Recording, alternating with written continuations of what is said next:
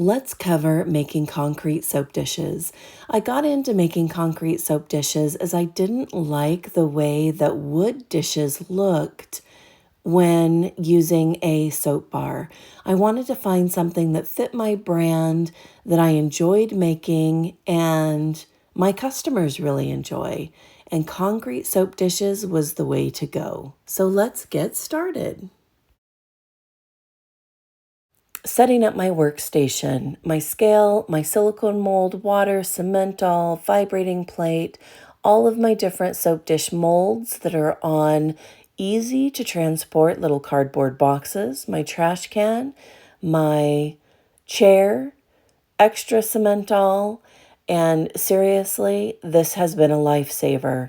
Having individual cardboard, I just cut these out of a box. That will be a lifesaver to transport mold, especially as I move it to my vibrating plate.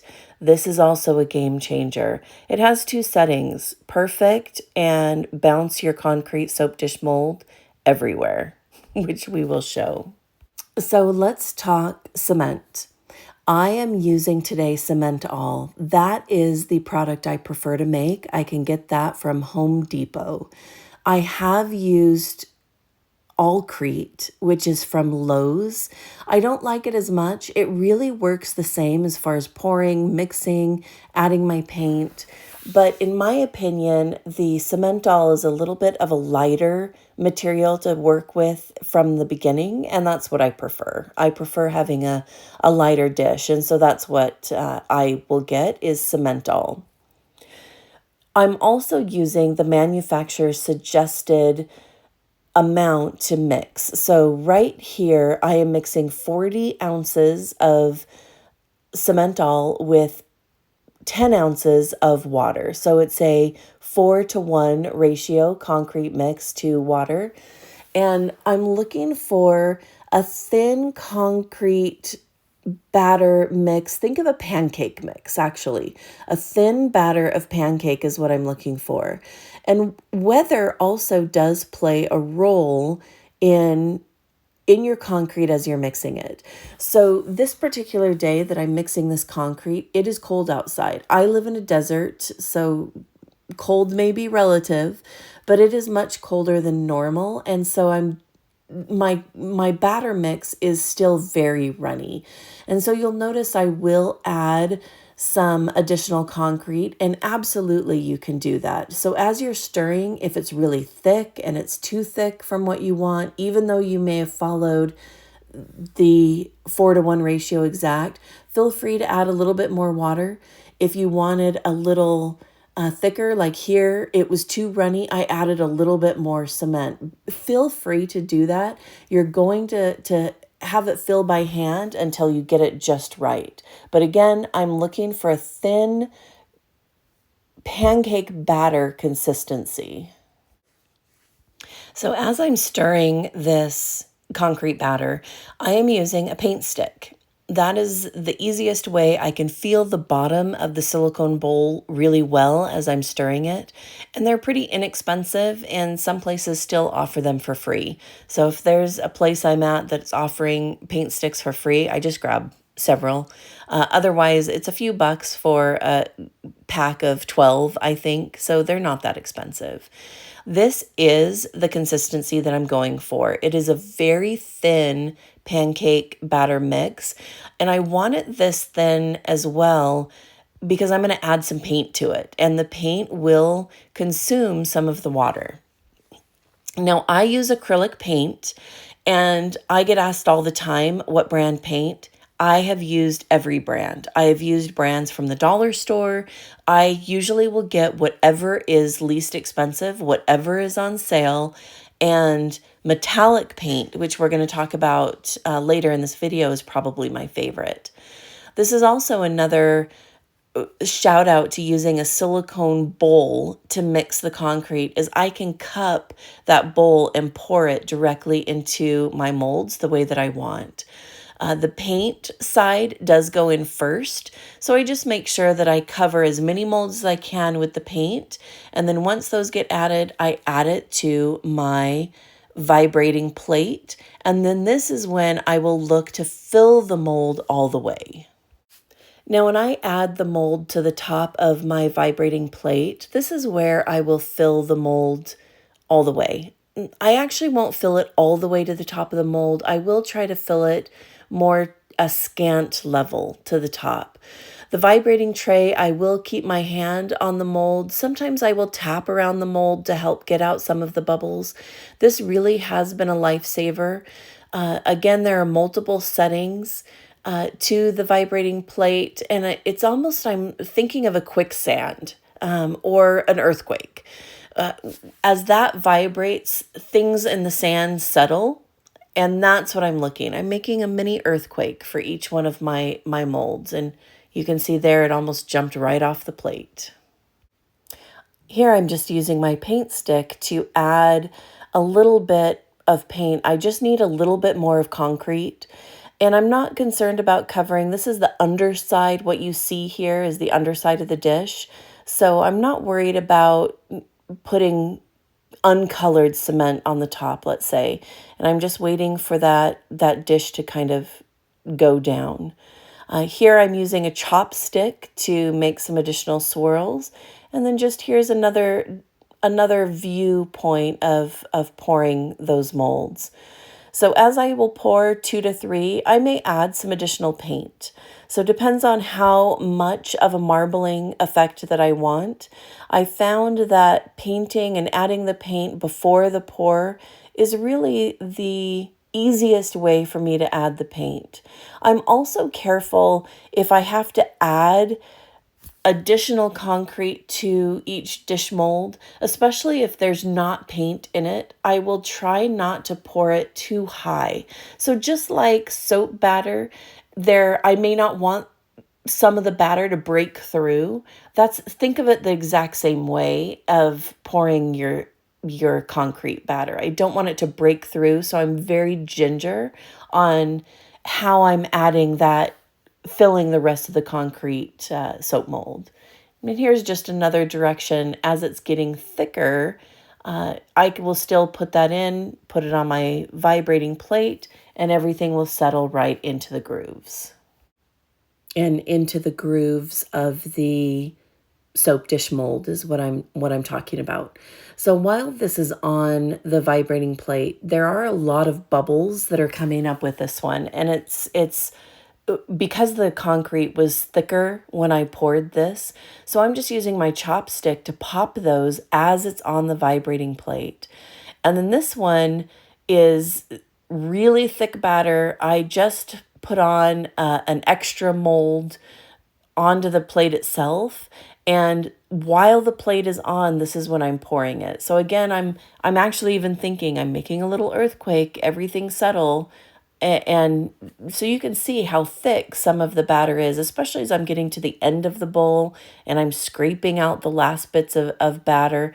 It's quite thick, but keeping that vibrating plate, it'll just bring it right back to the bottom or to the bottom of the mold. Also, if I ever accidentally overpour a mold, I don't ever try to clean up the mess. Wet concrete is horrible, but dry concrete comes right off. It's super easy. So I don't worry about cleaning up the side of the mold if some flakes off. You'll see that even as I'm unmolding later in the video. I just let that dry. And then this first batch, all of my molds are now filled. And after I let the silicone mold dry a little bit, I just crinkle it up over the trash can, and the extra cement comes right out. I don't wash this mold in between batches. And what I would consider a batch is all of my molds totally filled and drying. And then here I am unmolding, and I break it. So curing within the soap mold, I will cure for about 2 hours, and this is just after an hour. Sometimes we think this is ready to go and I can unmold it, and I wanted to show that sometimes it doesn't, and it just breaks apart really easy. Here is another one that I've just unmolded, and now I'm sanding the bottom of it. And when I am sanding the bottom of my concrete soap dishes, I actually use 3 different grains of sandpaper, a 60 grain, a 100 grain, and about 150 or a 200 grain. I'm really looking to smooth out the sides of the concrete dish and then also the very bottom. And this is where pouring very scantly, I have hardly any sanding that I have to do. I'm really looking at the dish, feeling the dish, making sure that this is good to be on somebody's counter. Here's another unmolding. This is a thicker, it's a higher soap dish.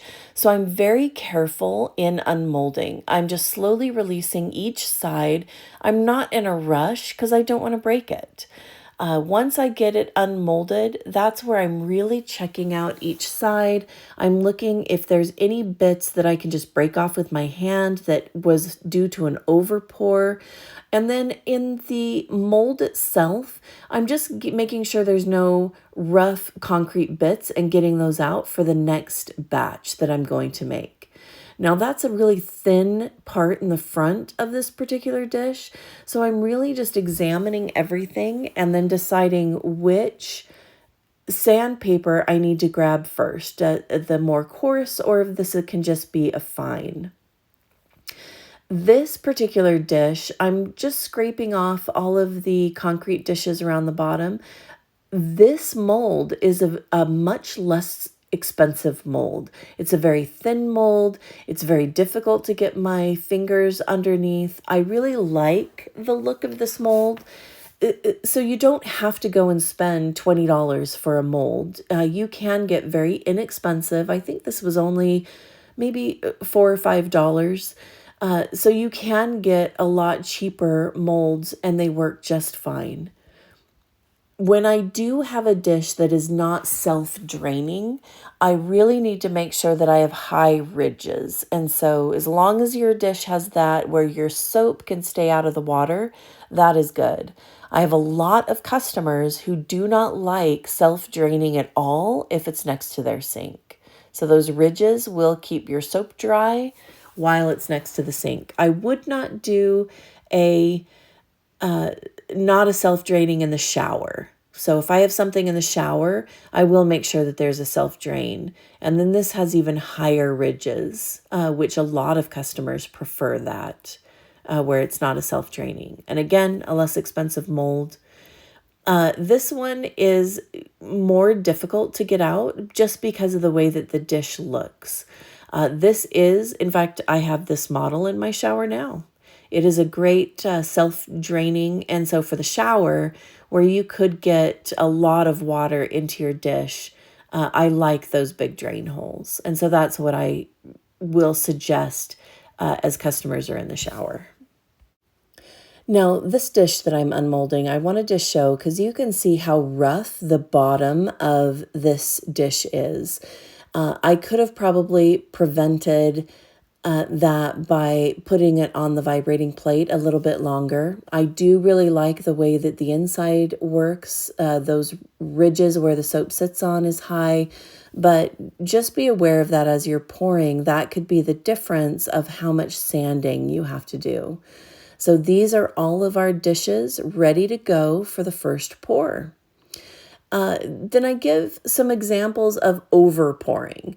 So here you can see there's quite a bit of extra concrete. I'm just breaking it away with my fingers. It just breaks right away. I know that I'm over the table because I wanted to get a better view of with the camera. Normally I am breaking this right into the trash. And so I'm just inspecting how much sanding am I going to need. This one is a different one. You'll just get to where you know your molds and how to unmold them. How to unmold them to have no breakage, letting them cure, and just inspecting all of them. Here's another just example of more different color paint that I've used. I've added a gold metallic paint here. And this is a much thicker batter. So I'm into the end of my 40 ounces of concrete, but I still want to fill it. And so as you can see, that's very thick. but the vibrating plate is a life changer. And you can just see that that comes right out and goes in to the mold using the vibrating. I'll tap it around with my fingers, but even looking at this with how high it is, there's going to be a lot of sanding, and I hate sanding. So just be aware of that you can see there could be a lot of sanding. Here's another one, very thick batter. Again, I'm at the very end of the bowl before I mix up a bunch more cement. But I mean, just how thick that is, the vibrating plate is a game changer, absolutely. And here I am using more color. This is green. So I've added green and a white swirl.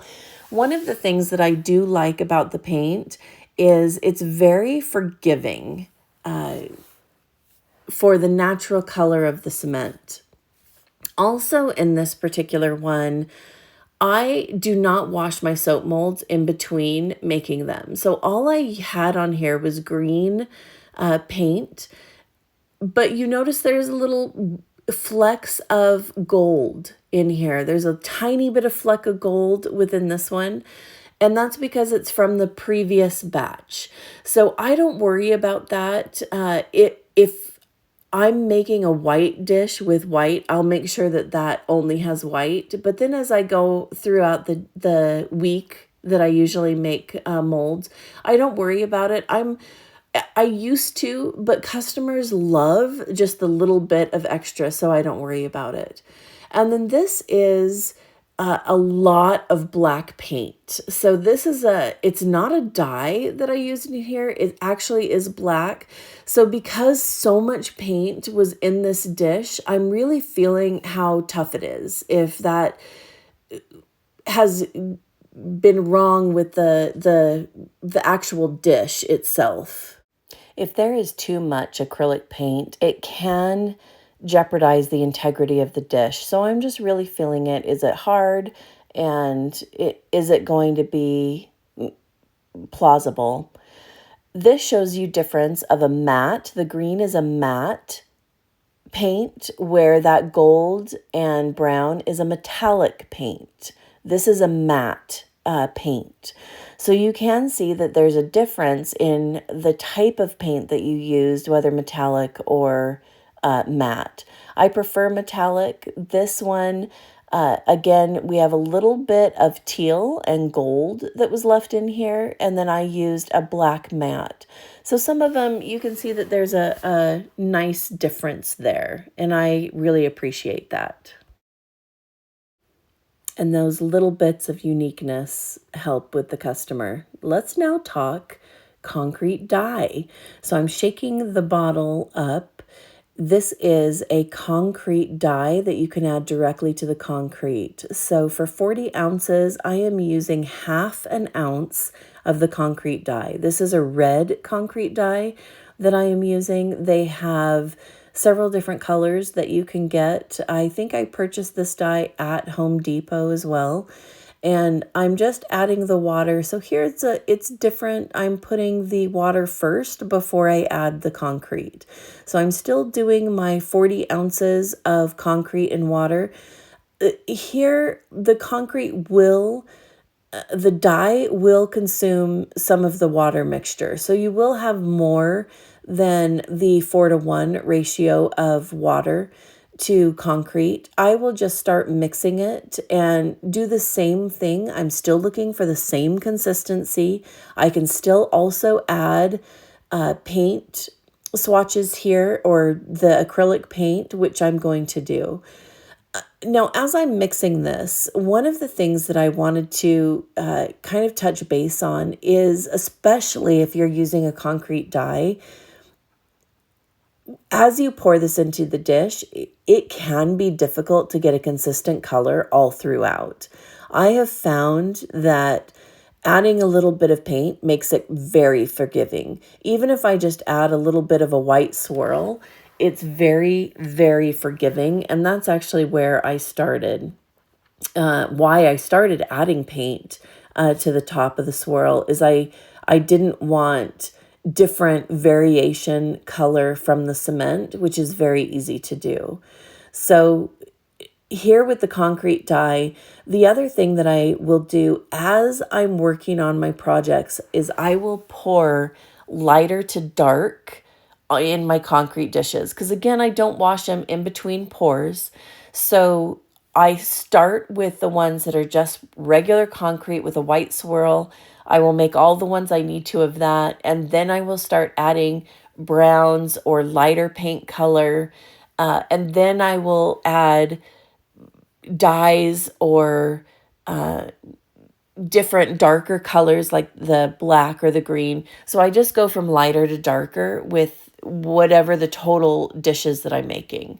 So here I'm starting with some gold. I thought gold and a little bit of the bronze. Both of those are metallic paint, and swirl them together. I thought those would look nice against the red dye. So I'm just pouring them just like everything else. I have not washed my dishes. You can see some of them have a little bit of color from the darker molds. And again, that's totally fine because of the concrete. And you can see how dark that will get and why I will go from lighter to darker. And then these are that same red concrete. And you can even see the variations of the color from the underside. But I like the way that those turned out. It's almost giving me a Chinese New Year vibe as I'm unmolding those. And look at all that yucky sanding I'm going to have to do on the bottom of that one. So even if there's not a lot of paint as I'm adding to the end, I do like having a little bit of paint because it's very forgiving. And even the underside of here, in fact, the underside of this particular dish that I'm unmolding right now was from another batch. And again, you have little bits of green fleck from a previous mold, but I'm okay with that. And shockingly, at first I thought, oh, this is ruined, but customers love that little bit of uniqueness. And so now I don't worry about it at all. And this is black paint with a little bit of white paint. And again, I'm just checking the integrity of the dish. And the last concrete colorant I'm going to talk about is another concrete dye, but this is a powder form. So it's a powder form dye instead of a liquid dye, which is what I used for the red. So this is a black powder. I just add a little bit of water just to mix up the powder, and then I'm adding the concrete on top of that. So I'm still doing my same batch of 40 ounces of CementAll, and I'm just adding it to the top of that little bit of water and powdered dye that I had mixed up. And then I will mix it more. The powder, I used about 0.15 ounce of the powder, and I'm adding the rest of the water here. I'm going for a charcoal gray look of a concrete dish, not all the way black. If you wanted one to be all the way black, you absolutely could do that. Just add more of the powder dye. So as I'm mixing this up, and the concrete slowly will start changing as I mix up that dye, the black dye from the bottom, and mixing this. This is another great example of why all of the batches that I do, I hate dishes, and I don't want to wash everything in between every batch that I run, which is another reason why I make all of my concrete dishes the lightest dish that I'm going to make to the darkest dish. So this is one of the last batches that I'm making up during this week of making soap dishes. I do work a full-time corporate job, so I may make a batch after work every day, and then on a Saturday make 3 or 4 batches during that day where I can go out every 2 hours and make up dishes. But because I'm not doing dishes after, you can see this charcoal gray. If I were to try and make another batch, it's not going to be as white because it is going to pick up some of the colorant from the sides, especially since I'm using a concrete dye itself. So just be aware of that. If you're mixing, if you're going to do several batches and you just mix up the lightest soap dish that you want to pour to the darkest. And this is why, so you don't have a ton of dishes after every batch. I just do dishes once, and that's at the very end. Also, I wanted to point out that the red dye that I had used is the opposite end of my paint stick. So what you see is I am mixing this with the other end. And I'm just getting the most out of this particular paint stick as I'm mixing this right before I'm getting ready to pour it into the molds. Dishes. Let's do dishes. So now I am done with all of the batches. I'm going to start washing my molds. I find that a really easy way is just to take a large bucket. I fill it with hot, soapy water, and I am just dumping all of my soap dishes directly into the water. I will get a second bucket that just has clean water in. So as I'm washing the dishes or the molds, I will rinse them off in the other bucket and then set it right back up on the table to dry. So this is a bottle brush that I use. This bottle brush is my concrete dish bottle brush. I don't use it for anything else. It has this awesome little tool that I can get out to really get inside and wash all of these dishes, get really into all the nooks and crannies and wash everything.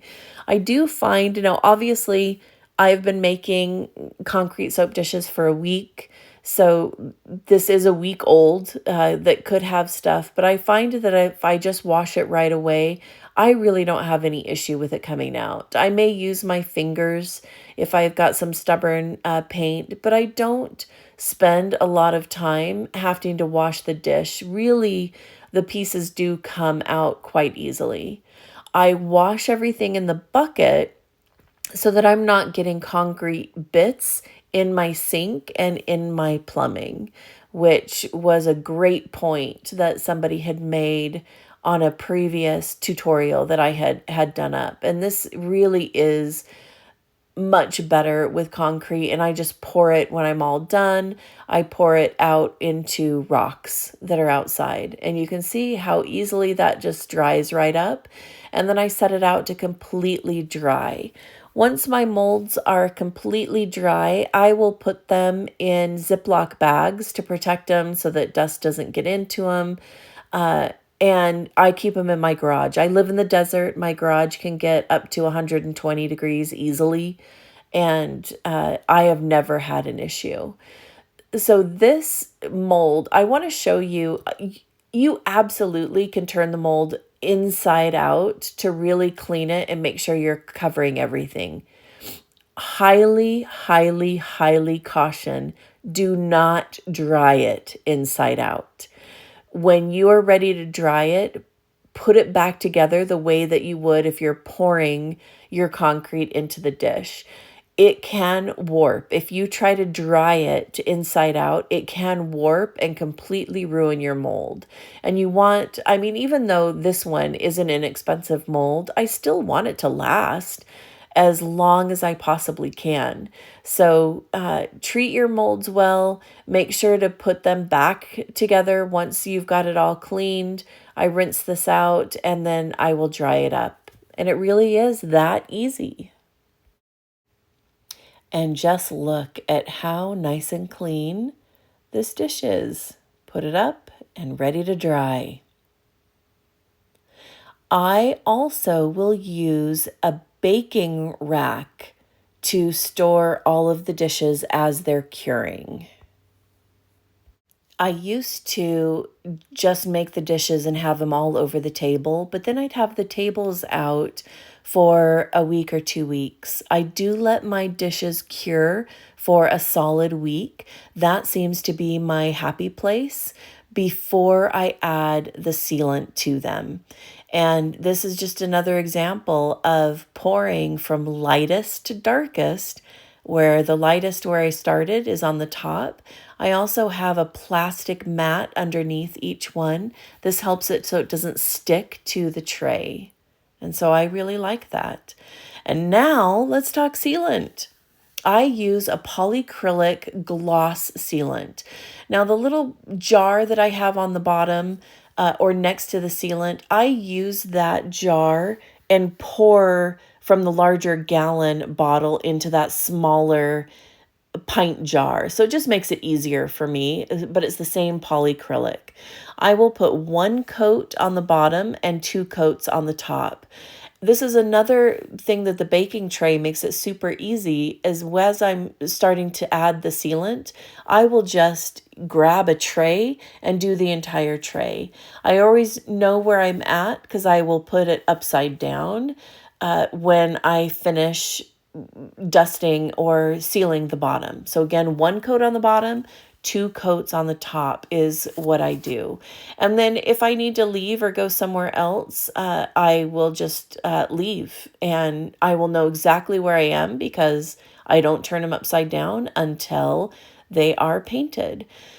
Now, if you have drain holes, this is also one thing that am very careful about. I'm very careful about moving the sealant into the holes because I don't want drip marks. And I have found that this paintbrush works the best. I have seen a lot of people use larger paintbrushes or sponges, and I just prefer that. And this is an already glazed dish, so it's that gloss. I prefer that look. And so you can just see what it looks like for dishes that are already done as I'm letting it dry. So again, I do 1 coat on the bottom, 2 coats on the top. And this just shows some additional dishes that are done and how that looks when they're totally dry. So this just shows some of the dishes that we have made this week and the different coloring. I love the way that some of these marbling looked, probably that gold and the brown metallic. This was a teal metallic, and I really love the geo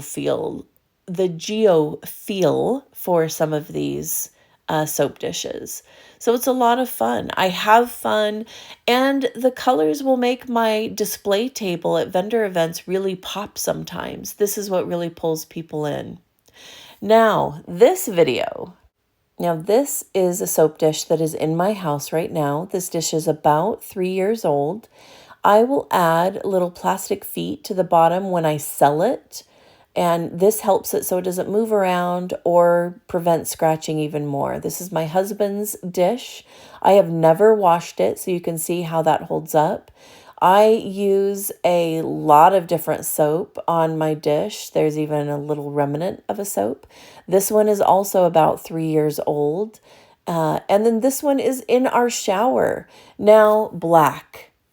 We're going to talk a little bit about black. It looks like mold. It's not. That is black paint, which is why I very rarely use black when I'm coloring because of this. And it's all of that other stuff around is different soap from the shower. And what I'm feeling here is actually soap. So as I'm just feeling this dish, I can tell this is just different soap pieces that have been left on this dish in the shower. So keep in mind, this was in the shower and it's probably about 18 months old. All 3 of these dishes also have never been cleaned. So here we are with all of the soap dishes that we have made over this past week. I really love the look of soap dishes. I love making them, and it's something a little unique that I bring to my brand. I hope you enjoyed this video, and remember, luxury really can have bubbles and a really cool, awesome soap dish.